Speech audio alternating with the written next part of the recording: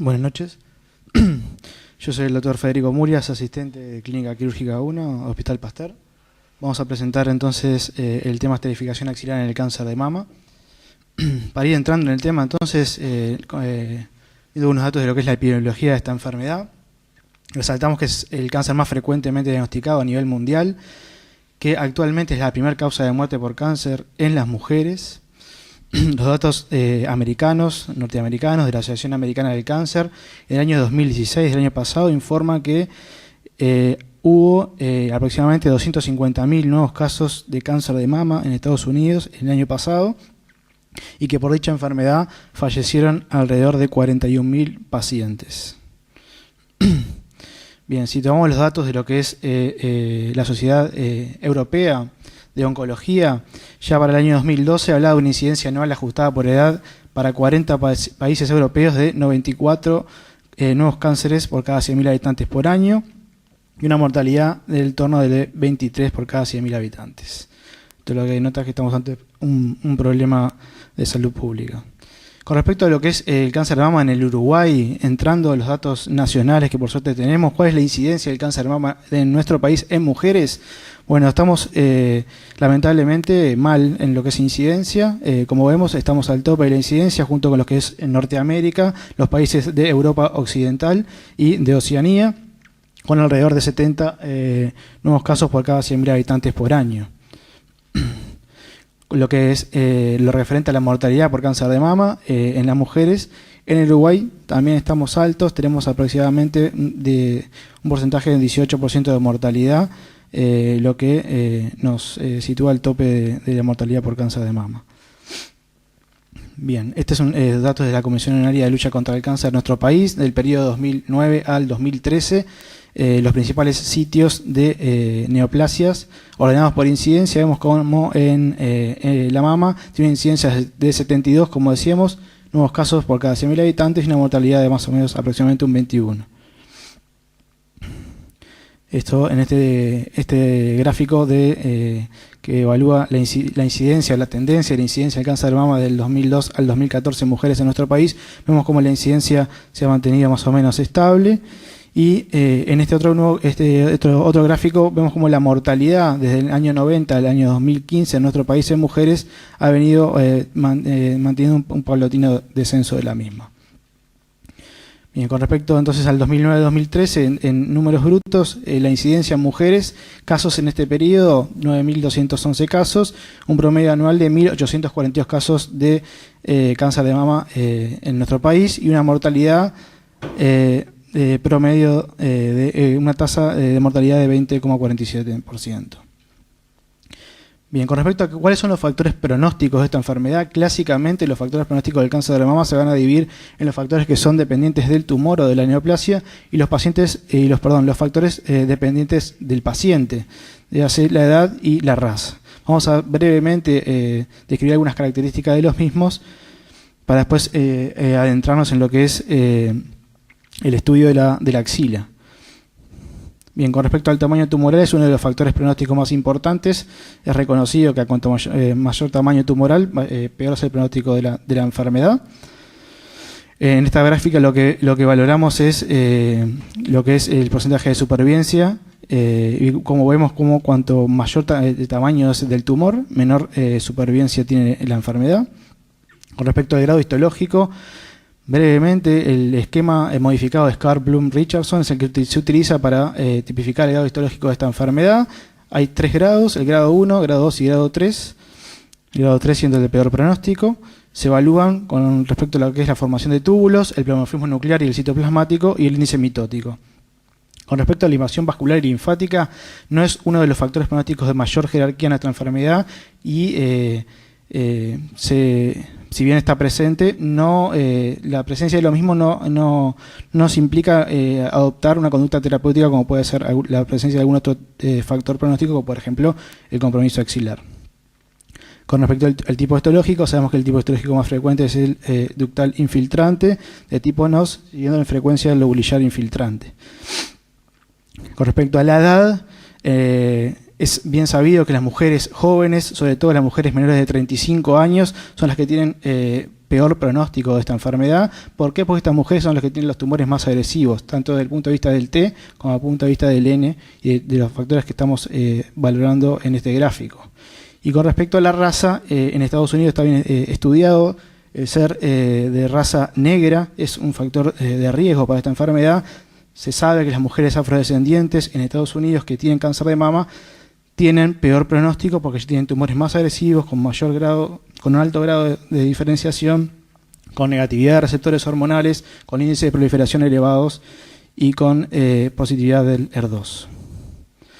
Bien, con respecto a los receptores hormonales, el oncogen ER2 y el Ki67 actualmente se agrupan en lo que es la clasificación molecular del cáncer de mama. No vamos a entrar en detalle, pero rápidamente, el cáncer de mama hoy en día, uno de los factores pronósticos más importantes es la clasificación molecular. Podríamos decir que la edad, el tamaño tumoral, el compromiso ganglionar y la clasificación molecular son de los 4 factores más importantes que se toman en cuenta para tomar medidas terapéuticas en esta neoplasia, siendo los luminales de mejor pronóstico. Dentro de los luminales, el luminal A es el tipo de cáncer molecular de mejor pronóstico, y siendo el de peor pronóstico el tipo basal o basal-like o triple negativo, que como vemos en el gráfico no expresa receptores hormonales y es negativo para la sobreexpresión del oncogen ER2. Bien, entrando a lo que son el compromiso axilar, la afectación axilar linfática en el cáncer de mama es el factor pronóstico independiente más potente conocido. Existe una relación directa, como vemos en el gráfico, entre lo que es el número de ganglios linfáticos afectados por la enfermedad y la supervivencia. En el gráfico que mostramos, vemos cómo tenemos 3 tipos de pacientes: las que no tienen compromiso de los ganglios axilares, o sea que tienen una axila sin enfermedad, y son las que tienen mejor supervivencia, comparada con la última gráfica, es la de los triángulos, que tienen 4 o más ganglios positivos y son las que tienen, por lo tanto, peor supervivencia a lo largo de los meses.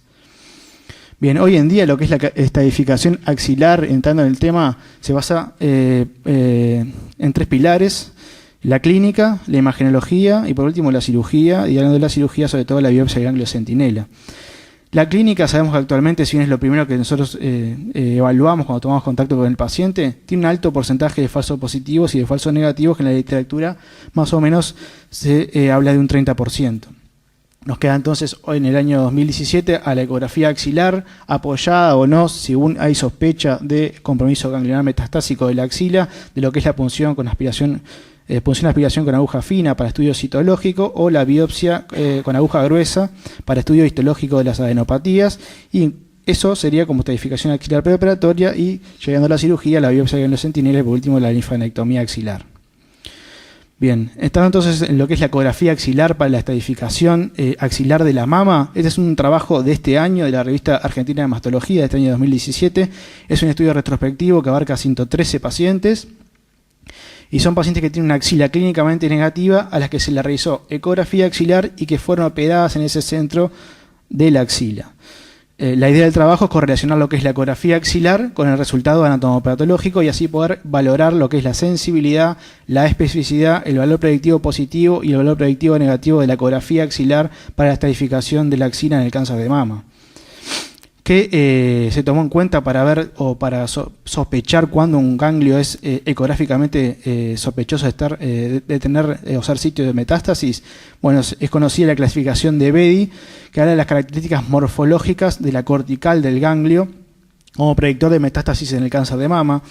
Sabemos que el tamaño del ganglio actualmente no es un criterio de malignidad desde el punto de vista ecográfico, sí lo son los últimos 3, el engrosamiento cortical, sobre todo el engrosamiento cortical focal o el difuso, los ganglios que son marcadamente hipoecoicos y la desaparición parcial o total del hilio graso del ganglio son los criterios a tomar en cuenta desde el punto de vista ecográfico para plantear que una adenopatía es sospechosa de malignidad. Bien, este estudio, decíamos, tenía 113 pacientes. De esos 113 pacientes se desglosó 85 pacientes tuvieron una ecografía negativa y 28 una ecografía positiva. De los pacientes con ecografía negativa, que eran 85, 70 tuvieron una anatomía patológica que terminó siendo también negativa. y 15 de esos 85 una anatomía patológica de estudio del ganglio diferido que fue positiva. De los 28 pacientes que fueron evaluados desde el punto ecográfico como una axila positiva, 26 tuvieron una axila positiva en el diferido y 2 tuvieron una axila negativa, por lo cual en este estudio se plantea una sensibilidad de 63%, una especificidad de 97%, un valor predictivo positivo elevado de 93% y un valor predictivo negativo también elevado de 82%. Bien, decíamos que la ecografía axilar actualmente se complementa con lo que es la punción de aspiración con aguja fina y o la biopsia con aguja gruesa. Este es un estudio del año 2015 observacional prospectivo que valora lo que es el estado axilar con ecografía y punción con aguja fina en las pacientes con cáncer de mama. 23 pacientes con cáncer de mama en las que se realizó una punción de aspiración con aguja fina de la axila por sospecha clínica ecográfica de compromiso metastásico por la enfermedad. El estudio plantea una sensibilidad de 82%, una especificidad de casi de 100%, al igual que el valor predictivo positivo, y un valor predictivo negativo de 66%, y los colegas informan resultados comparables con los datos de la bibliografía internacional. El otro punto que se puede ayudar a la ecografía es la biopsia con aguja gruesa. Este es un estudio español retrospectivo del año 2010, 74 pacientes a las que se realizó una biopsia con aguja gruesa de adenopatías axilares que fueron ecográficamente sospechosas de metástasis. La biopsia con aguja gruesa ecoguiada demostró buenos resultados en el estudio, 89% de valor predictivo negativo y una sensibilidad de 94%. Comparado a lo que es la PAF con la biopsia con aguja gruesa, podemos decir que la biopsia con aguja gruesa es menos operador dependiente que la PAF y a su vez recoge más tejido para estudio histológico.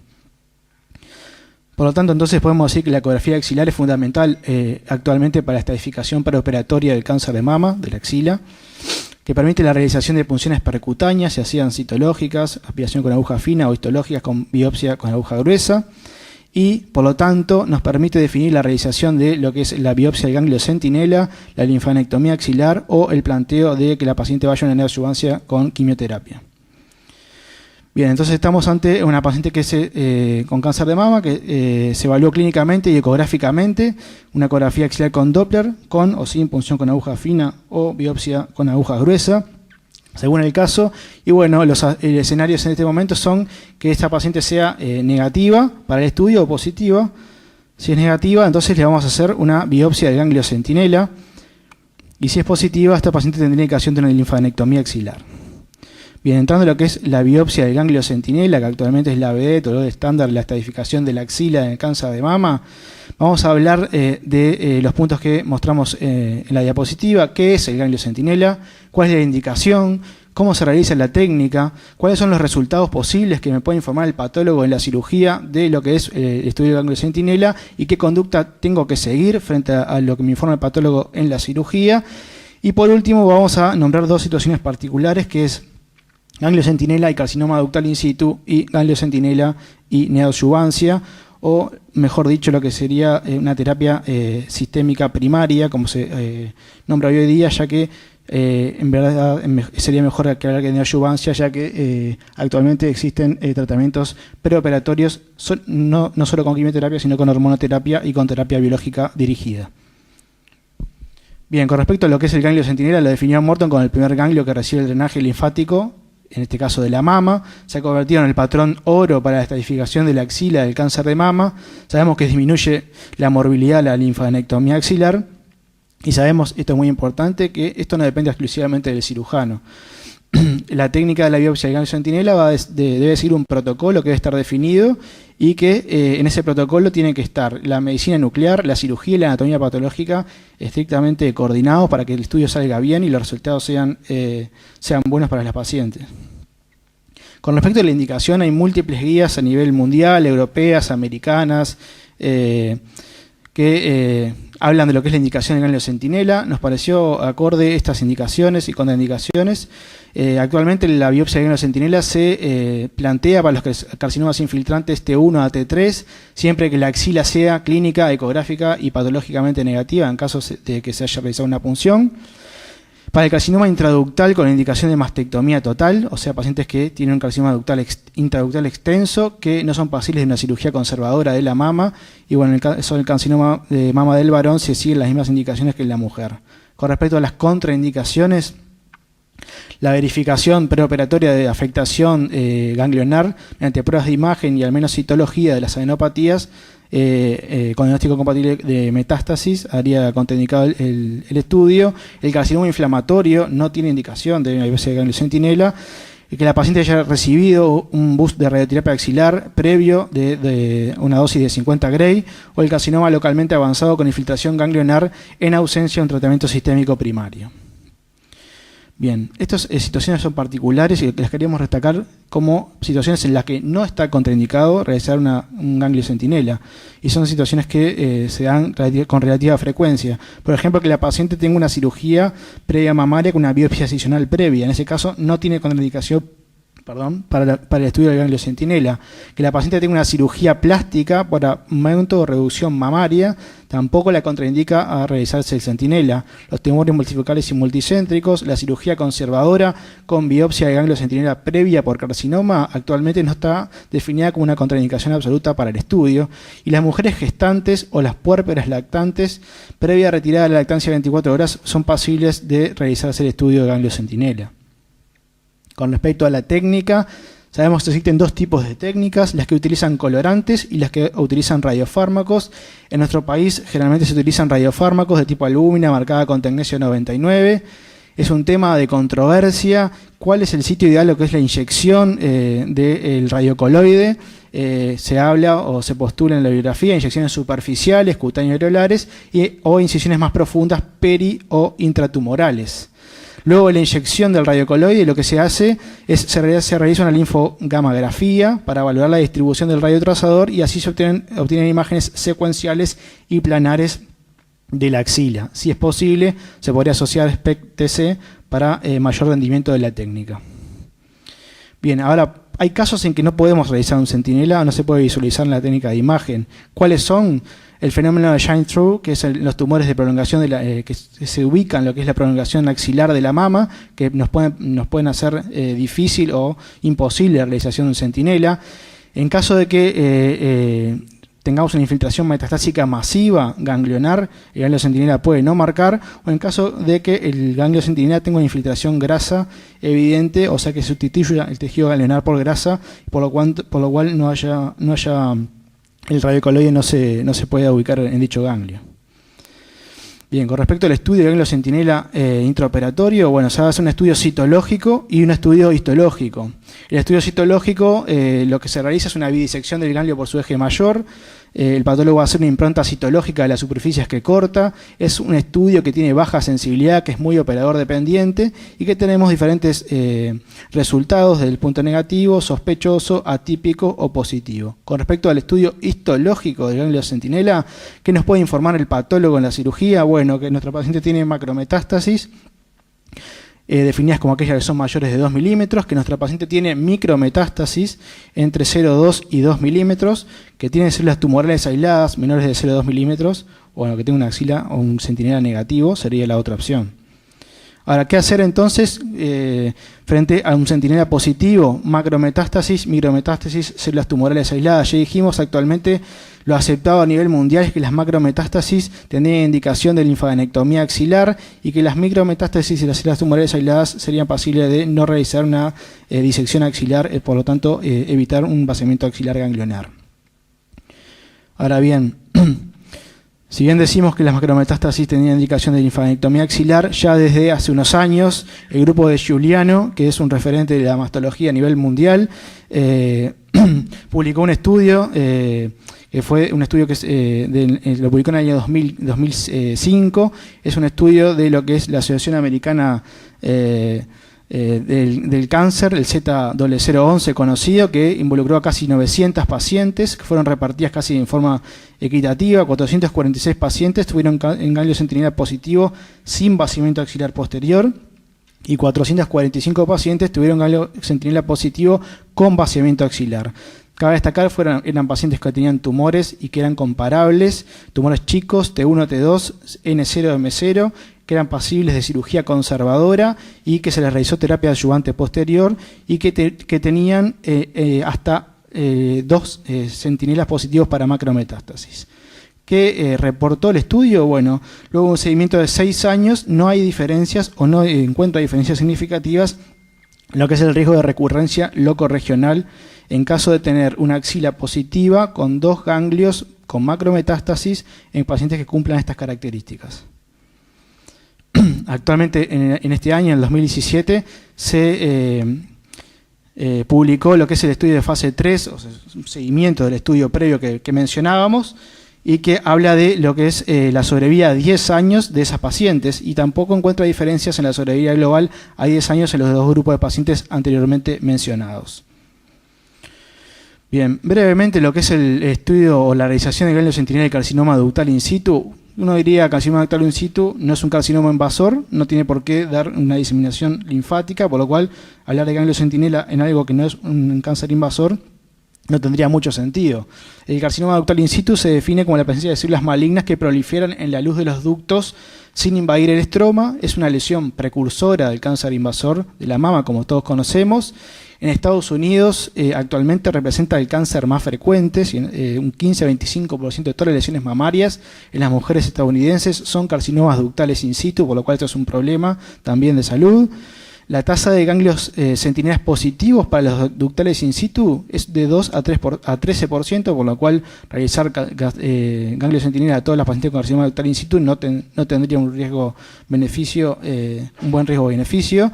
Y bueno, ¿qué se plantea entonces? ¿Por qué un ganglio centinela puede ser positivo en carcinoma ductal in situ? Porque asocia algún foco de microinvasión o de carcinoma ductal infiltrante. Por lo cual, ¿qué pacientes con carcinoma ductal in situ tendrían indicación de una biopsia de ganglio centinela? Sino aquellos pacientes en que la extensión del carcinoma ductal in situ sea de tal magnitud que no se les pueda realizar una cirugía conservadora de la mama, o sea que irían a una mastectomía total. Generalmente son pacientes con tumores grandes, mayores de 3 centímetros, que son clínicamente palpables y en los que sospechamos microinvasión, como decíamos. Bien, con respecto a la neoadyuvancia y el ganglio centinela, ya está comprobado que realizar quimioterapia antes o después de la cirugía no conlleva diferencias significativas en el pronóstico de las pacientes que tienen cáncer de mama. Decíamos hace un rato que lo correcto sería hablar de terapia sistémica primaria y no ya de neoadyuvancia, porque en la mama, aparte de la quimioterapia, tenemos la posibilidad de hormonoterapia y las terapias biológicas dirigidas. La neoadyuvancia, clásicamente en esta enfermedad está indicada en lo que es el estadio locorregionalmente avanzado, o sea, un estadio 3A, en el carcinoma inflamatorio, el 3B. Sin embargo, en los últimos años se amplió la indicación de la neoadyuvancia para estadios más precoces de la enfermedad, o sea, tumores pequeños, mayores de 2 centímetros, pero que tenga una desproporción entre lo que es el volumen de la mama y del tumor, que contraindiquen de inicio una cirugía conservadora de la mama. Entonces se le plantea la neoadyuvancia como para lograr así una disminución del tamaño tumoral en una mama pequeña y poder así llevar a cabo una cirugía conservadora de la mama. ¿Cuáles serían las ventajas y las desventajas de la neoadyuvancia? Bueno, como ventajas, que el tratamiento precoz de posibles focos metastásicos no evidentes, se evalúa respuestas del tumor en vivo, y el rescate de pacientes para cirugía conservadora, como decíamos. ¿Cuáles serían las desventajas? Bueno, la posibilidad de progresión de la enfermedad. Se habla en la literatura de 3 a 7% de pacientes que tienen una progresión del cáncer durante la neoadyuvancia, y la infraestratificación del T y el N sería otra de las desventajas. Con respecto a lo que veníamos hablando, neoadyuvancia y ganglio centinela, se describen tasas de negativización de ganglios axilares comprometidos hasta en el 23% de los casos en la literatura. Sabemos que la neoadyuvancia tiene un efecto directo sobre lo que es la morfología de los linfáticos, y eso lleva a que haya un menor número de ganglios en las linfanectomías post-neoadyuvancia y que el rendimiento o los falsos negativos sean mayores. ¿Cuándo hacer un ganglio centinela en neoadyuvancia? ¿Antes o después? Bueno, se puede hacer antes o se puede hacer después, eso no está definido todavía en la literatura. Hay quienes también postulan lo que es la colocación de un marcador que sea visible por una técnica de imagen en el interior del ganglio centinela previo al inicio de la quimioterapia, y así poder disminuir los falsos negativos de ganglio centinela post-quimioterapia. Bien, con respecto a los números de nuestro hospital, la duda de mastología del Hospital Pasteur llevó a cabo un estudio descriptivo observacional, una población con un N de 65, 100% de pacientes de sexo femenino, con una edad de 41 a 85 años. Estos números corresponden desde enero del 2010 a diciembre del 2015. Como decíamos, 65 pacientes, tuvieron ganglios centinelas positivos 11 de ellas y negativos 54. De las 54 pacientes que tuvieron ganglio centinela negativo, vemos como la gran mayoría, 52 de esas pacientes, en la anatomía patológica diferida de la axila, siguió siendo negativa y hubo 2 casos de centinela falso negativo, digamos, porque tuvieron una anatomía patológica diferida positiva. Bien, estos resultados lo que indican de nuestro estudio, entonces una sensibilidad de 83%, una especificidad del 98%, unos falsos negativos por debajo del 10%, que es lo aceptado a nivel mundial, de 3%, un valor predictivo positivo de 90% y un valor predictivo negativo de 96%.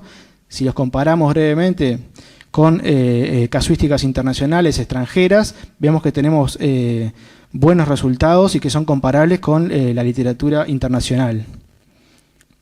Los valores del valor predictivo negativo, la sensibilidad, la especificidad y los falsos negativos son acordes en nuestro estudio comparado con distintas series. Como conclusión, entonces, podemos decir que tuvimos resultados favorables en el uso del ganglio centinela para decidir realizar o no la linfanectomía axilar en los pacientes de nuestro servicio y que tenemos resultados similares a estudios realizados en el extranjero. Muchas gracias.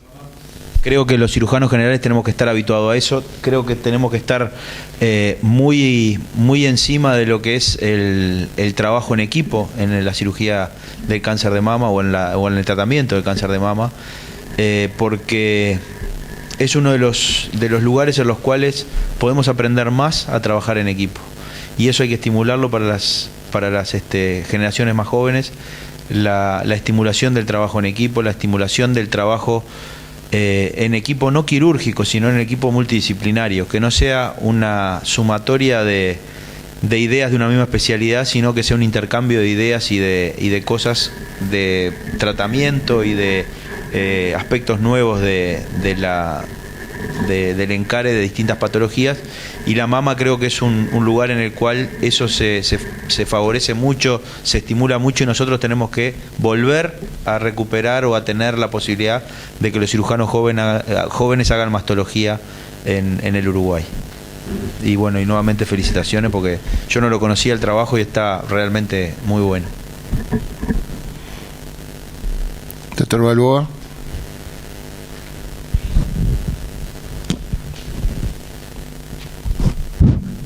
Como señor mayor, yo viví la época inicial del concepto clásico de la mastectomía con vaciamiento ganglionar. Es decir, que el principio era fundamental el vaciamiento ganglionar. Y me parece que es muy interesante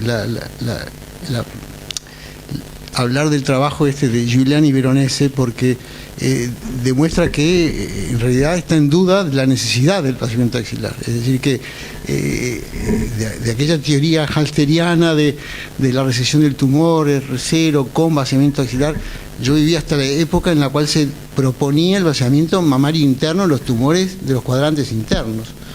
Es decir, que de aquella situación monstruosa pasando, pero creo que hoy en día es un paso trascendental del cambio de visión del tema. Es decir, que la convicción de que tiene que ver con algo de lo que dijo Viola. Es decir, que en realidad todos los pacientes oncológicos deben ser resueltos en ateneos de consulta interdisciplinaria, donde participe el radioterapeuta, el oncólogo, en este caso el mastólogo, pero digo, la concertación terapéutica tiene que ser multifactorial, no solo de cirujanos como hacemos habitualmente los ateneos clínicos. Pero creo que el gran aporte que se hace actualmente es esto de que, bueno, espérate, los ganglios son defensivos, no son malignos, y que lo que nosotros hacíamos era el vaciamiento ganglionar de estadificación, porque así lo decíamos, vaciamos los ganglios para estadificarlos. Y el estudio de Giuliani y Veronese, el Instituto del Tumori, a 10 años demuestra que viven mejor y sin menos complicaciones aquellos a los cuales no le hicieron vaciamiento axilar. Es decir que vamos cambiando y tenemos que estar con los ojos y los oídos abiertos a las nuevas cosas de la tecnología y de la ciencia. Sí, doctor Ciuto.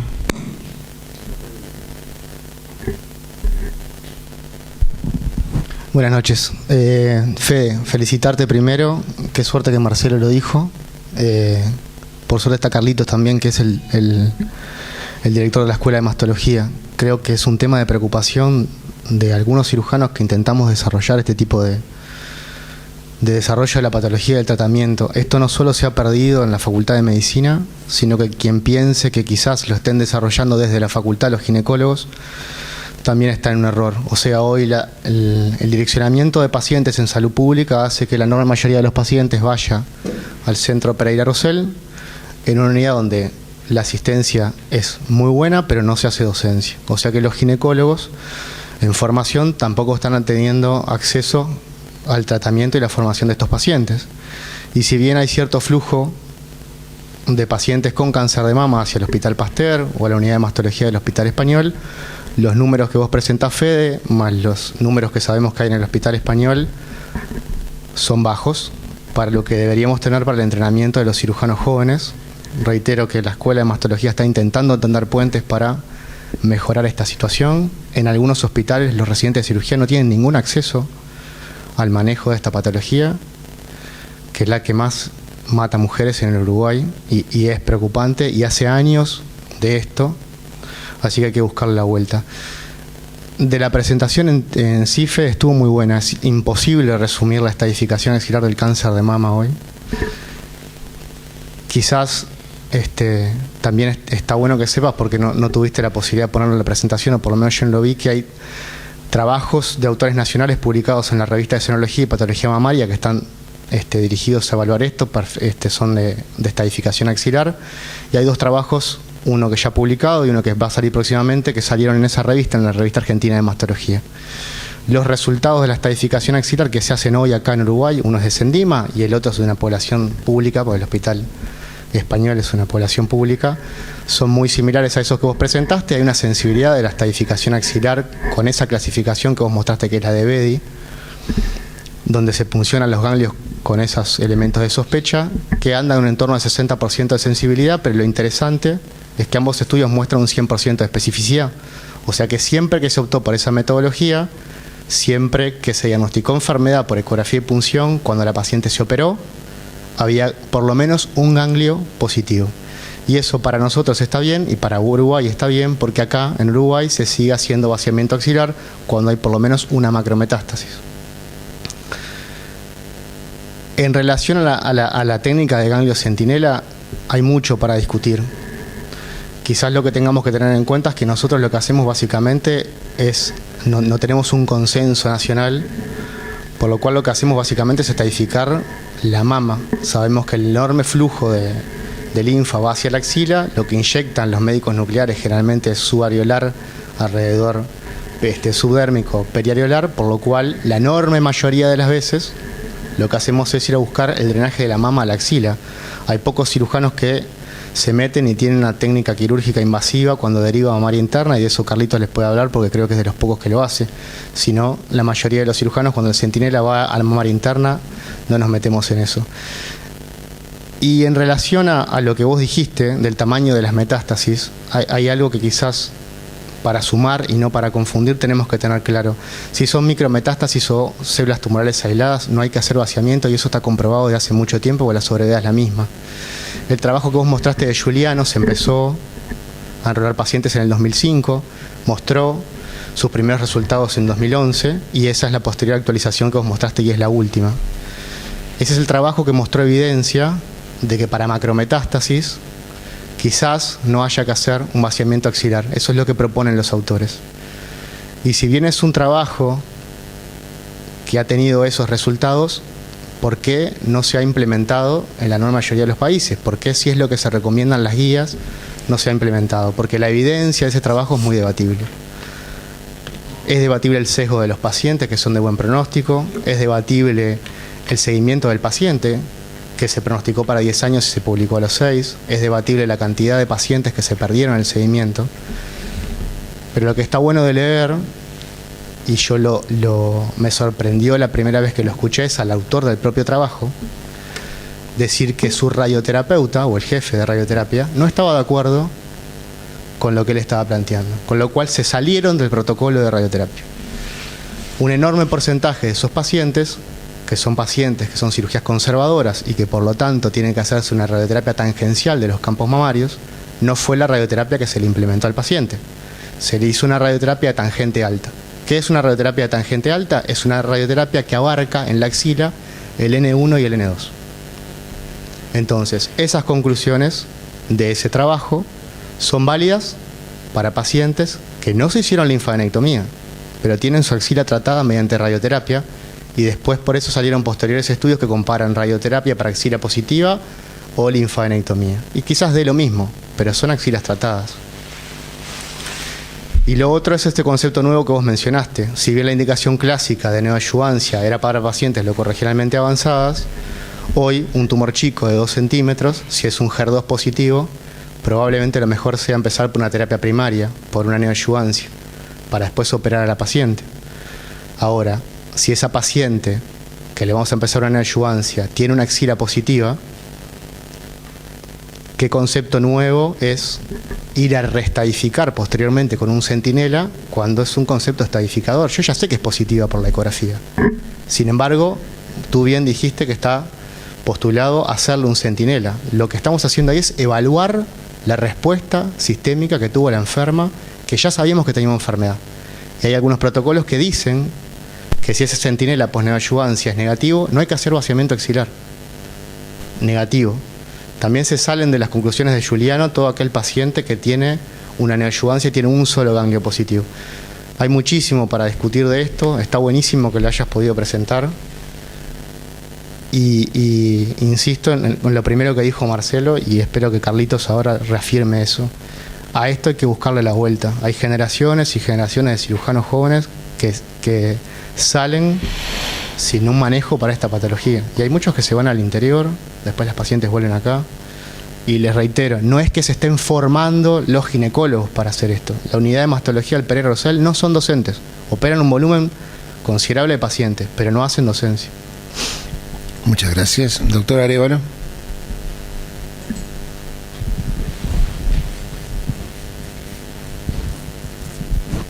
Bueno, gracias, buenas noches. Voy a ser conciso porque tengo cine y si no me matan. En primera instancia, felicitar a la doctora Cerchiari, que es residente de nuestro servicio, y al doctor Murias, que son los que elaboraron este trabajo en realidad, no nosotros, y que sabemos lo que es difícil en salud pública conseguir las historias, elaborar los trabajos, encontrar la anatomía patológica, así que felicitaciones a ellos en primera instancia. Segundo, como dijo el profesor Balboa, nosotros escuchamos la última conferencia que por desgracia dio el profesor Veronesi en 2012 y dijo que el paradigma de la cirugía mamaria menos es más. Y con eso creo que resumió todo, es cierto, o sea, cada vez menos cirugía en la cirugía mamaria es suficiente y no necesitamos mutilar ni mamas ni axilas, a no ser en aquellas que están indicadas. En cuanto a ecografía y punción axilar o ecografía, yo creo que tenemos que hacerlo en todos, estamos convencidos, a pesar de que no hace mucho, y el doctor Ciuto me va a aseverar, la escuchamos a la doctora Morro hace unos días que ella no pedía ni ecografía ni punción y le hacía centinela todo, no importaba lo que encontraba. Yo creo que en Uruguay tiene que existir un protocolo y los pacientes nuestros deben hacerse ecografía y punción axilar. El trabajo que menciona Pablo es el que él hizo y lo presentó a la Sociedad Argentina de Mastología y está considerada para presentarse en la revista Senología Argentina. Y hay otros trabajos del doctor Acevedo acá en Uruguay, o sea, hay varios trabajos de ecografía axilar que han demostrado que en Uruguay es lo indicado y es lo que tenemos que seguir como Escuela Uruguaya de Mastología. En cuanto exclusivamente a los hallazgos, lo único que vamos a corregirte, Federico, es en las micrometástasis lo que demostró Galimberti es hasta 2 micrometástasis. O sea que si sacamos 3 ganglios y hay 3 ganglios con micrometástasis, no está demostrado que el no vaciamiento sea valedero. En el resto estamos todos absolutamente de acuerdo, es como trabajamos todos, y como bien dijo Marcelo, ojalá que la mastología entusiasme más a los jóvenes y ojalá que la escuela pueda lograr algo que todavía no hemos logrado, que a pesar de las veces que hemos ido, el posgrado de mastología en Uruguay exista, como existe en toda la región del Mercosur. Gracias. ¿Algún otro comentario? Bueno, yo quiero agradecerle por el trabajo que trajeron, un trabajo que sin duda es muy difícil de armar. A mí me preocupa mucho la formación de los cirujanos porque, como bien se dijo recién, hay hospitales enteros que no tratan la patología mamaria, que no tratan la patología tiroidea, y nuestros cirujanos están recibiendo de cirujanos digestivos en muchos casos. Este es el producto del esfuerzo de un grupo de gente del Pasteur que hace tiempo que viene trabajando en el área, encabezado por el doctor Arévalo, que tratamos de apoyarlo cuando creamos la UDA de mama en el Hospital Pasteur, tratando de darle la parte docente y más apoyo, pero evidentemente es un problema también de captación de enfermos y de cómo se dirigen los enfermos y de política general de ACE que los dirige a otros lugares donde no hay docencia. La mastología hoy es una especialidad, aunque no exista el posgrado. Nadie se le ocurre, de los que no estamos en el tema, ponernos a tratar mama, porque hemos visto un montón de información que hemos recibido hoy acá, que es imposible de manejar los que no están continuamente actualizando. Así que, Federico, si tienes algo más para decir, para cerrar. Bueno, nuevamente te agradecemos, y antes de cerrar la sesión científica de hoy, les comunico, les va a estar llegando entre hoy y mañana, que la semana que viene, el 28, el jueves, en esta sociedad va a haber una asamblea general del SAC por el tema función de alta dedicación. Lo digo porque acá hay muchos jóvenes a los cuales les afecta su futuro. Este tema es importante, bien importante, que empiecen a enterarse de lo que están decidiendo para cómo van a trabajar ustedes más adelante, de cómo están tratando de revertir muchos logros que le costaron mucho esfuerzo y mucho nervio a cirujanos que fueron predecesores nuestros incluso, y que hay que defender. Hay que defender. Primero, para eso hay que informarse, hay que venir a asambleas, hay que escuchar, hay que opinar, y bueno, la documentación ustedes me tienen ahí todos los días, no tienen más que pedírmela. ¿Estamos? Bueno, gracias a todos.